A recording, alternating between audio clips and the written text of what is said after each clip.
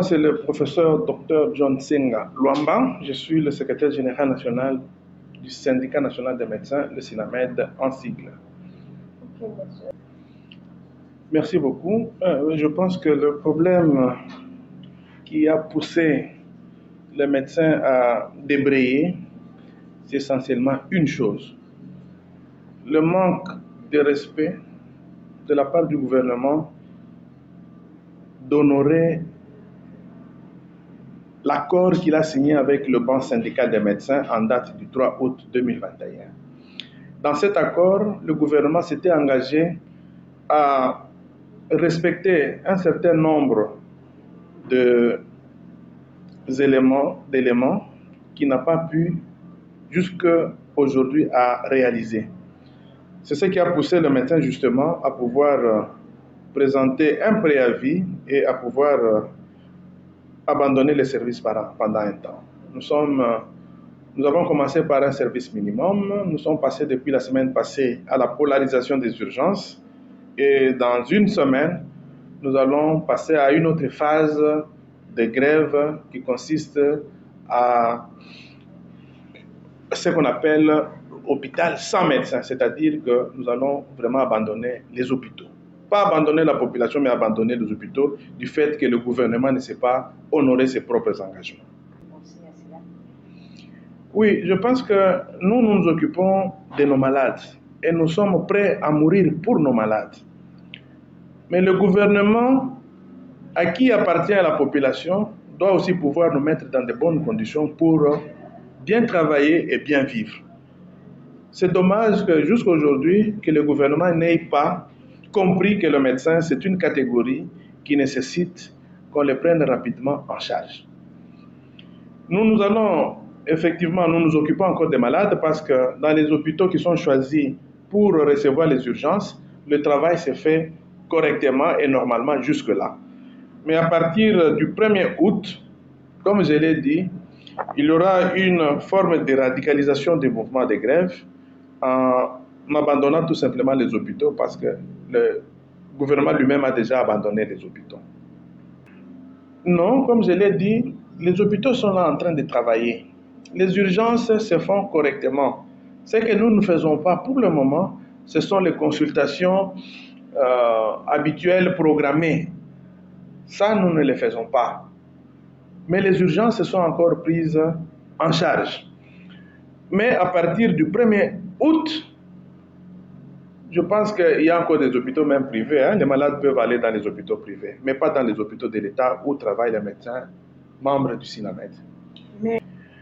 Non, je pense que le problème doit être posé autrement. En 2021, au mois de juillet, nous avions commencé un mouvement de grève et le gouvernement nous a approchés. Nous avons signé un accord. C'est sur base de cet accord-là que nous, médecins, nous avons dit, bon, faisons confiance à ce gouvernement dit des warriors et nous avons repris correctement le travail selon les engagements que nous avons pris dans cet accord-là. De la part du gouvernement, sur les 10 engagements pris dans cet accord du 3 août 2021, le gouvernement n'a respecté totalement qu'un seul engagement et partiellement 2 engagements. Si vous faites les comptes, ça fait 20% d'engagements que le gouvernement a pris en compte. Et les 80 autres, le gouvernement les a balayés. Et nous voulons tout simplement que le gouvernement respecte les engagements pris dans cet accord-là. Nous ne demandons pas autre chose. Ce n'est pas de nouvelles revendications, mais c'est des anciennes sur lesquelles nous voulons que le gouvernement puisse nous donner des solutions et des solutions positives. Concernant les accords, est-ce que pourriez-vous essayer d'éclaircir la population quels étaient les accords signés avec le gouvernement? Bon, il y avait 2 types d'engagements pris par le gouvernement. Il y a d'abord sur le plan administratif, il y a un certain nombre d'actes administratifs que le gouvernement devait prendre. Parmi tous ces actes-là, le gouvernement n'a respecté qu'un seul, c'est-à-dire la nomination en grade des médecins généraux, des médecins chefs cliniques et des médecins résidents par l'ordonnance présidentielle d'il y a à peu près 2-3 semaines. Mais pour les autres acte administratif, le gouvernement n'a encore rien fait. En ce qui concerne le côté pécuniaire des finances, là aussi, le gouvernement n'a posé qu'un seul acte. Et les autres, le gouvernement veut les balayer. C'est comme ça que nous disons, non, non, vous êtes un gouvernement des responsables, vous devez honorer votre signature. Donc c'est ce qui nous départage un peu avec le gouvernement aujourd'hui. Je vais tout simplement demander au gouvernement congolais une seule chose, c'est de respecter les engagements pris. Aujourd'hui, c'est pratiquement dans tous les secteurs, que ce soit l'enseignement supérieur, que ce soit chez les fonctionnaires, les gens rappellent au gouvernement le respect des engagements.